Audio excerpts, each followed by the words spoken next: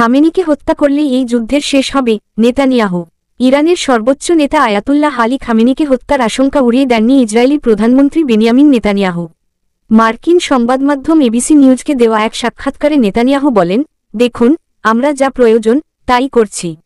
Netanyahu আরও বলেন, আমি বিস্তারিত বলতে চাই না, তবে আমরা এরই মধ্যে তাদের শীর্ষ পরমাণুবিজ্ঞানীদের টার্গেট করেছি। ওটা মূলত হিটলারের নিউক্লিয়ার টিম। তিনি দাবি করেন, খামেনিকে হত্যা সংঘাতকে আরও তীব্র করবে না, বরং এটাই হবে এই যুদ্ধের শেষ। এদিকে ইরানের পক্ষ থেকে যুদ্ধ থামানোর এবং পারমাণবিক আলোচনা পুনরায় শুরু করার যে ইচ্ছার কথা বলা হচ্ছে তা নিয়ে সংশয় প্রকাশ করেছেন নেতানিয়াহু।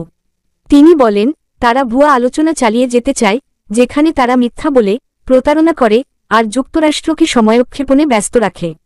আমাদের কাছে এ বিষয়ে শক্তিশালী গোয়েন্দা তথ্য রয়েছে। সাক্ষাৎকারে নেতানিয়াহু ট্রাম্পের আমেরিকা ফার্স্ট নীতির সমর্থকদের বলেন, আমরা শুধু আমাদের শত্রুর বিরুদ্ধে নয়, আপনাদের শত্রুর বিরুদ্ধেও লড়ছি। তারা ইসরায়েল ধ্বংস হোক, আমেরিকা ধ্বংস হোক স্লোগান দেয়। আমরা তো কেবল তাদের পথে রয়েছি। এ হুমকি খুব শিগগির আমেরিকায়ও পৌঁছাতে পারে।